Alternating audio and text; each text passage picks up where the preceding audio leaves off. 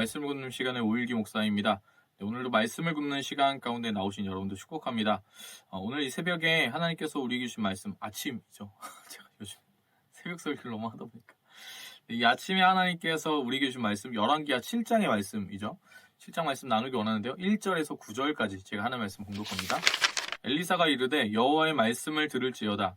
여호와께서 이르시되 내일 이맘때에 사마리아 성문에서 고운 밀가루 한 스아를 한 세겔로 매매하고 보리 두 수아를 한 세겔로 매매하리라 하셨느니라. 그때의 왕이 그의 손에 의지하는 자 곧 한 장관이 하나님의 사람에게 대답하여 이르되 여호와께서 하늘에 창을 내신들 어찌 이런 일이 있으리요 하더라. 엘리사가 이르되 내가 내 눈으로 보리라. 그러나 그것을 먹지는 못하리라 하니라. 성문 어귀에 나병 환자 네 사람이 있더니 그 친구에게 서로 말하되 우리가 어찌하여 여기 앉아서 죽기를 기다리랴. 만일 우리가 성읍으로 가자고 말한다면 성읍에는 굶주림이 있으니 우리가 거기서 죽을 것이요. 만일 우리가 여기서 머무르면 역시 우리가 죽을 것이라. 그런즉 우리가 가서 아람 군대에게 항복하자.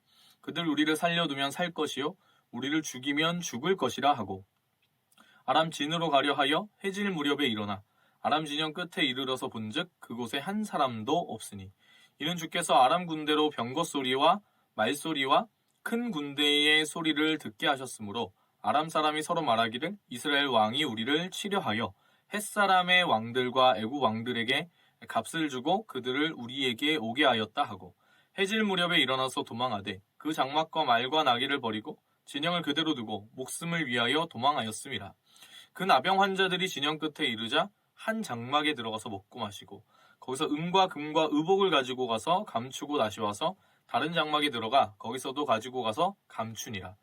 나병 환자들이 그 친구에게 서로 말하되 우리가 이렇게 해서는 아니 되겠도다. 오늘은 아름다운 소식이 있는 날이거늘 우리가 침묵하고 있도다. 만일 밝은 아침까지 기다리면 벌이 우리에게 미치지니 이제 떠나 왕궁에 가서 알리자 하고. 네, 오늘 이 말씀 가지고 하나님의 은혜 나누게 되길 소망합니다. 오늘 이 말씀의 상황을 좀 이해하고 보려면요, 6장의 상황을 좀 반드시 알아봐야 하는 겁니다. 7장의 이 상황을 보려면 6장에서 무슨 일이 있었는지를 모르면 7장이 해석이 되지가 않거든요. 근데 제가 지난 말굽시 시간 가운데 6장의 상황을 좀 나눠드렸는데 아람 왕국과의 지금 현재 어떤 긴장된 상태 가운데 있는 겁니다. 아람이 이스라엘을 침략하기 위해 노력하고 있는 장면이 6장에 나왔는데 아람 왕의 전략이 계속해서 이스라엘에게 노출이 되는 거죠. 그래서 이 사람이 아람 왕이 알아보니까 원인이 어디 있었냐면 하나님의 사람이 그 전략을 다 알아가지고 왕에게 얘기를 해주니까 이게 들통이 나는구나, 이걸 알게 됐어요. 그래서 하나님의 사람인 엘리사가 있는 도단으로 아람 왕국이 군대를 보내는 겁니다. 그게 이제 지난번에 나누었던 내용이었어요. 엘리사의 사환이 그 군대를 보고 두려워해가지고 큰일 났다 막 이렇게 막 저렇게 얘기를 하니까 엘리사가 기도해가지고 그 사환의 영적인 눈이 트여서 보게 해주는 거죠. 네, 그랬더니 뭐가 보였냐면 엘리사가 기도할 때 사환의 눈이 밝아져가지고 불말과 불병거가 엘리사의 주위를 가득하게 에워싸고 있는 것을 보았다. 이게 이제 지난번에 말굽시의 시간 동안 저희가 나눴던 내용이에요. 근데 어찌어찌 해가지고 그 상황 가운데 이제 이 아람 군대, 엘리사를 잡으러 갔던 아람 군대의 사람들의 눈이 다 멀어버립니다. 그래서 엘리사를 알아보지를 못하거든요. 그 상황 가운데 하나님은 그 위기를 벗어나게 해주십니다. 그런데 이제 문제는 그 다음에 상황이 좀 있었던 것인데 아람의 왕이었던 베나닷이 이스라엘을 향한 그 욕심과 욕망을 멈추지를 못하는 겁니다. 그래서 지금 이 상황, 이 7장의 상황은 어떤 상황인가? 사마리아를 베나닷이 아람 왕이 군대를 동원해가지고 포위를 한 상황인 겁니다. 네, 사마리아 성, 수도가 포위된 상황이에요.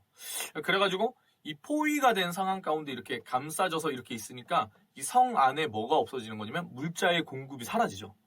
외부에서 들어왔다가 나갔다가 하는 그 어떤 순환이 계속 일어나야지 이제 그 성 안에 있는 사람들이 곡식을 먹고 이렇게 저렇게 할 수가 있는 상황인데 성 내부에 있는 물자가 다 고갈된 상황에서 외부에서 들어오는 게 없는 상황이 된 거예요. 그래가지고 어떻게 됐냐면 이 물자의 공급이 원활하지가 않으니까 사마리아 성 내에 굶주리게 되는 되게 어려운 상황을 맞이하게 되는 겁니다. 먹을 게 아예 없어져 버리는 뭐 그런 상황이 돼요. 그러니까 이제 그런 상황이 우리 인간 세상 가운데 경험하게 되는 여러 가지 과거 역사에서도 그걸 경험하게 됐을 때 어떤 일이 일어나냐면 그런 상황이 딱 닥치면 물가가 상승합니다. 물가가 상승해요. 6장에 보면은 그 물가 상승에 대한 부분을 우리에게 얘기를 해줍니다. 그러니까 상황이 지금 이런 상황인 거예요. 비정상적인 상황. 그리고 이 상황은 굉장히 인간의 세상 가운데 있는 처참한 광경들을 다 보여주는데 6장에서 보여주는 상황 중에 하나는 뭐냐면 극단적인 상황 속에서 일어나지 말아야 할 인륜을 저버리는 일들이 일어나는 거예요. 그래서 6장에서는 무슨 얘기를 하냐면 이 어미가 먹고 살기 위해서 자기가 낳은 자식을 먹는 일들이 일어나는. 네, 그래서 그 상황까지 닥치니까 왕이 분노를 하게 되는 겁니다. 그래가지고 이제 엘리사를 잡아 죽여야겠다 이 생각을 하는 거예요. 왜냐면 왕은 이 모든 재앙의 원인이 하나님께 있다라고 생각합니다. 그래가지고 이스라엘 왕이 뭐라고 얘기했냐면 이 재앙의 원인이 하나님이신데 내가 그 하나님 더 기다려야 되냐 이렇게 얘기를 하는 거예요. 6장의 마지막이 그렇게 끝납니다. 그래서 7장의 1절에 지금 이런 배경 속에서 엘리사가 왕에게 이야기를 하는 거죠. 이해가 되셨죠? 이 상황 가운데 엘리사가 지금 이야기하는 거예요. 1절에서 이야기하는 바는 뭐냐면 지금 이 상황이 해결될 거다라고 엘리사가 이야기합니다. 언제 해결되는가? 내일 이맘때까지는 해결될 거니까 기다리고 보라는 거예요. 그래서 여기서 이제 1절에서 얘기할 때에 고운 밀가루 1스아가 은 1세겔에 팔린다.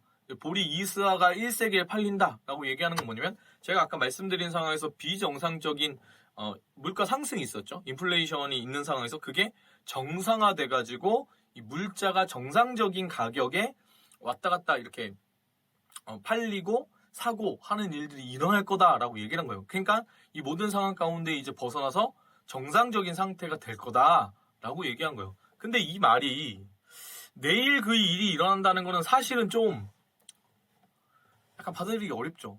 마치 어떤 상황이면 여러분 지금 코로나 바이러스가 2단계 격상을 했단 말이에요. 수도권 내에 계속 이제 확진자 수가 300명이 넘어가는 시점에서 정부가 그 결정을 한 건데 사실 교회의 입장에서 특히 저처럼 이제 개척한 지 얼마 안 된 교회를 섬기는 목회자의 입장에서 정말 너무 힘든 일이 계속해서 벌어지고 있는 겁니다. 제 얼굴도 막 이렇게 살이 너무 빠지지 네. 뭐 그런 상황인데 마치 이런 얘기를 한 거예요. 내일 이맘때쯤에 코로나 바이러스가 다 사라질 거다. 그럼 얼마나 좋겠어요. 그죠? 그럼 얼마나 좋겠어요. 근데 만약에 제가 갑자기 이 영상에서 여러분 제가 기도했는데 하나님께서 내일 이맘때쯤에 이 코로나 바이러스가 사라질 거라고 말씀하셨습니다. 이렇게 얘기하면 믿으시겠냐고요. 믿으시겠냐고요. 하나님 하실 수 있는 분이시지만 이제 이런 상황 가운데 사실 믿기 어려운 상황이 펼쳐지는 거예요. 그래가지고 이게 한번 믿기가 어려우니까 장관이 거기서 이제 왕의 장관이었던 한 사람이 이렇게 얘기를 합니다. 제가 오늘 이 본문에서는 본문을 개역개정을 읽었지만 지금부터는 우리말 성경을 좀 읽어드릴게요. 그러자 왕의 신임을 받는 한 장관이 하나님의 사람에게 말했습니다. 보십시오. 여호와께서 하늘에 창을 내신다 한들 이 같은 일이 일어날 수 있겠습니까? 못 믿는 거죠. 그래서 엘리사가 그 부분에 있어서 대답을 합니다. 내가 내 눈으로 직접 보게 될 것이다. 그러나 너는 그것을 먹지 못할 것이다. 하나님의 해결이 있을 때 백성들이 성문에 나갈 때 이 장관이 그 성문에 있습니다. 그러다가 백성들이 나가는 그 부분에 밟혀서 죽게 되는 일이 벌어져요. 결국에 이제 엘리사를 통해서 지금 예언된 이 부분이 정확하게 드러나지게 되는 것입니다. 근데 중요한 건 뭐냐면 이 장관이 이야기한 이 불신앙에 대한 부분, 믿음이 없는 고백이잖아요. 여호와께서 하늘에 창을 내신다 한들 이 같은 일이 일어날 수 있겠냐. 근데 이 상황이 사실은 우리한테 익숙한 상황이지 않을까라는 생각을 하는 겁니다. 제가 아까 말씀드렸지만 코로나 바이러스가 내일 해결됩니다. 내일 모레 해결됩니다. 이번 주에 해결됩니다. 그 얘기를 들었을 때 여러분 그게 믿을만 하지 않거든요. 근데 단순히 코로나 바이러스나 이런저런 얘기들을 떠나가지고 여러분 절망적인 상황 속에서 사람이라는 것은 믿음을 붙잡으려고 발악하는 어떤 그 모습을 보이겠지만 믿음을 상실하게 될 확률도 굉장히 높다라는 겁니다. 상황이 너무 어렵기 때문이죠. 그래서 결국에 사람의 분노와 원망이라는 것은요. 그게 누구를 원망한 거네? 결국 그 최종적인 목표가 하나님을 향하게 되어 있어요. 우리가 가진 모든 분노와 원망에 대한 결국에 최종적인 목표가 하나님이라는 거죠. 그래서 그 내적 치유학교나 이런 부분에 들어보면 거기에 결국 하나님을 향하게 된다. 막 이런 식으로 막 설명을 해주십니다. 상황 가운데 너무 어려운 그 일들을 우리가 맞이했을 때 우리의 머리는 알고 있죠. 하나님께 불가능한 일이 있나요? 없습니다. 하나님 전지전능하신 분이시죠. 세상의 모든 만물을 만드신 것이 하나님이십니다. 그렇기 때문에 머리로 계산해서 보면은 하나님께 불가능한 것은 없어요. 전지전능하신 하나님. 그래서 이재철 목사님의 새신자반의 그걸 보면은 강의도 이렇게 찾아서 들을 수가 있는데 그 음성 파일이나 이런 부분 들어보면 우리의 삶의 신앙의 문제에서 때때로 그 문제의 원인이 하나님은 우리가 모르기 때문에 그런 거다. 근데 어떤 부분을 모르냐? 하나님 전지하시고 전능하신데 그 하나님을 알지 못하면 우리가 그 하나님을 믿을 수가 없기 때문에 신뢰하지 못하니까 이 세상 가운데 돌아가는 상황에 치여가지고 흔들리게 되는 거다. 이런 설명들을 하세요. 참 맞는 얘기죠. 근데 우리의 믿음을 살펴보면 우리의 믿음이 정말 얼마나 연약한지를 알 수 있는데 여러분 우리는 때때로 뭐 이런 코로나 바이러스가 내일 모레 해결됩니다. 이런 부분보다 뭐랄까 우리 삶에 일어나는 작은 일 가운데 아킬레스건들이 있는 거예요. 예를 들어서 어떤 분들에게는 그 아킬레스건이 자신의 가정이에요. 그래서 하나님 내 가정의 그 상황 가운데서 하나님은 전지전능하시지만 이 가정의 상황 내 부모와 내 형제 가운데 하나님 역사하지 못하십니다. 그런 믿음이 있어요. 하나님 하실 수 있다라고 머리로 생각하지만 못 받아들이는. 네. 여러분 우리가 어떤 부분 주변에 있는 지인들을 생각할 때도 그럴 수가 있어요. 내가 얘한테 복음을 전해봐야 하나님 얘는 믿을 것 같지가 않다. 이런 것도 비슷하죠. 어떤 분들은 자기의 상황 가운데 있는 어려움 속에서 어떤 분들은 취업 가운데 그런 어려움을 경험합니다. 그래서 이게 한 번, 두 번 계속 이렇게 취업이 잘 안 되는 상황 가운데 있다 보면은 자기도 모르게 약간 무기력 가운데에 이제 패배하게 되는 상황이 오게 되거든요. 그러면 이제 무슨 생각하냐면 하나님 이거는 하나님도 못하실 것 같은데 이 생각이 자꾸 드는 거예요. 근데 그게 사람이에요. 그게 사람입니다. 그렇게 연약하다는 거죠.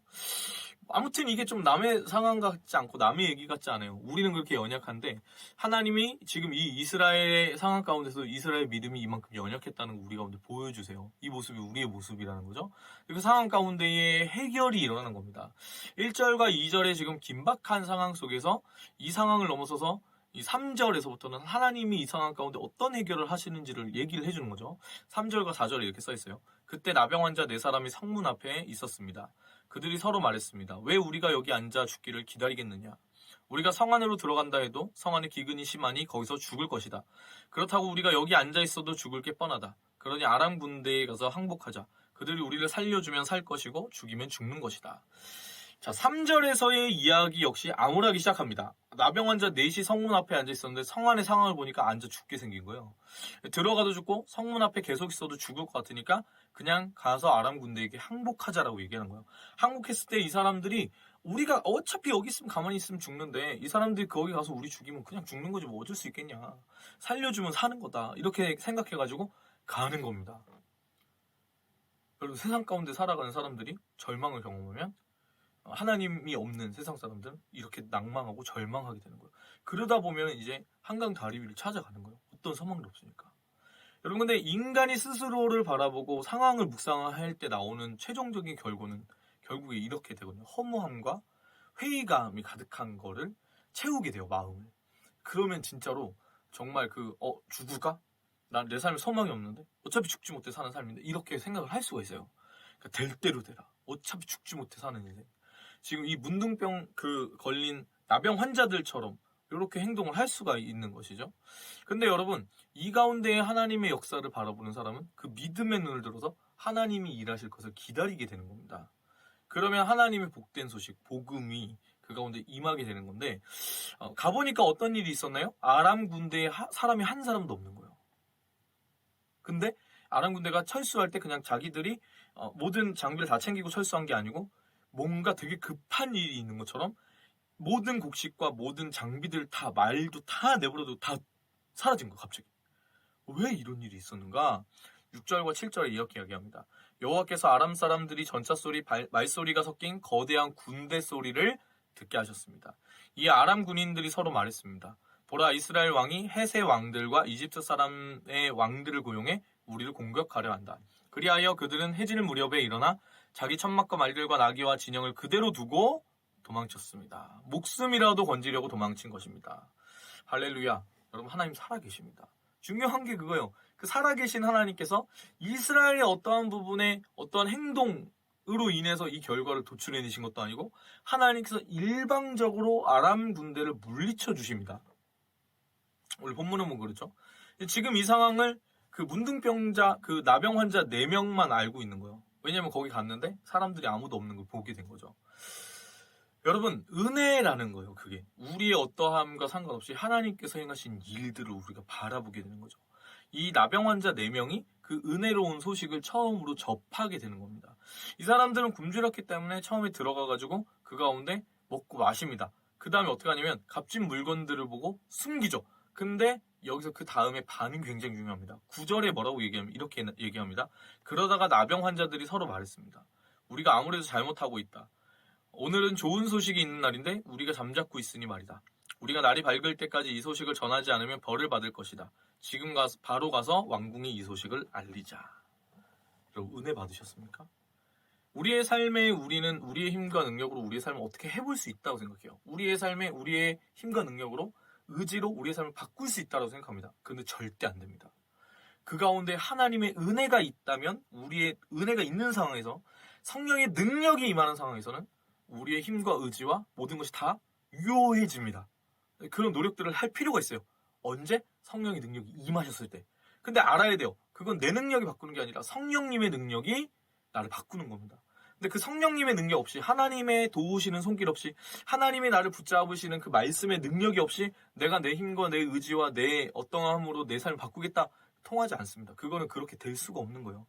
아셔야 됩니다. 우리가 가진 믿음이란 건 하나님께서만 그것이 가능하다는 걸 믿는 믿음을 가지는 겁니다. 네. 은혜거든요. 하나님 전적인 은혜. 나의 어떠한 가운데 하나님이 뭐 역사하실 수도 있지만 우리가 구원을 얻은 그 부분은 전적으로 예수님께서 우리와 상관없이 우리를 구원하시기 위해 생명을 주시는 것으로 말미암아 일어난 일이라는 겁니다.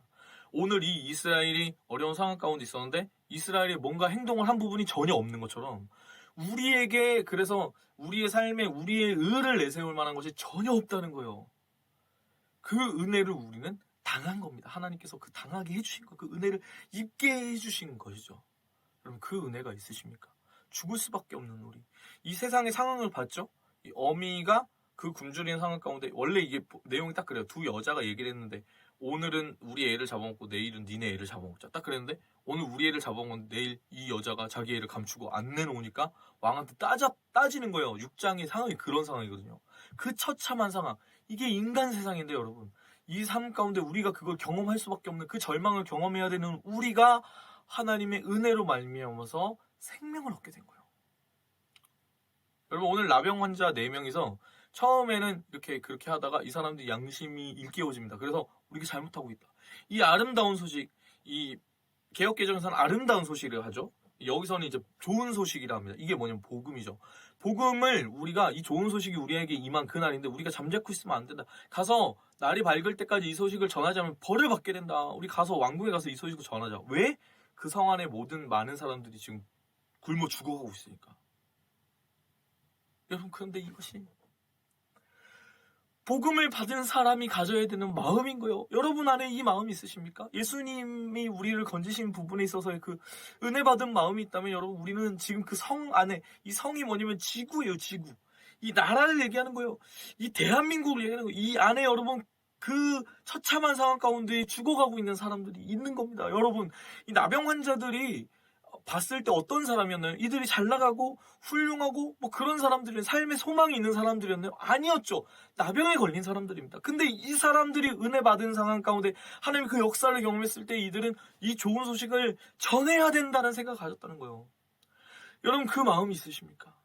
예수님이 나를 위해 생명을 주신 것이, 그 마음이 여러분 심장 가운데 새겨 있다면 오늘 하루 살아갈 때 우리가 그 복음 전할 수밖에 없다는 거예요. 그 은혜를 받은 사람은 반드시 그 은혜를 나누게 되어 있는 것이죠. 네. 그 소식을 여러분 나누고 있으십니까?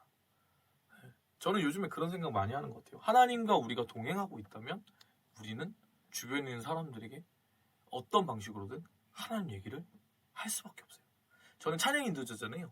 제가 찬양 인도 관련된 걸 생각하니까 뭐가 있냐면, 어떤 상황 속에서도 예배 드리는 부분, 찬양 인도 관련된 부분에 뭘 나눠봐라 그러면은 나눌 만한 이야기가 항상 있는 거예요.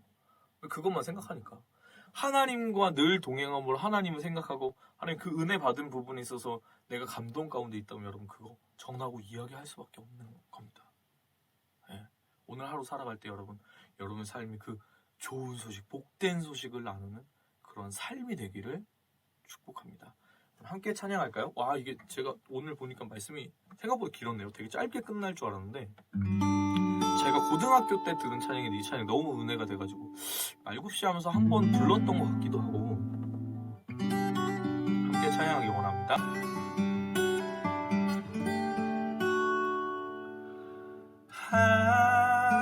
하나님의 사랑 주님의 눈물 온 세상 위하여 잃어버린 영혼 찾아 오신 주님 지금도 우리를 사랑해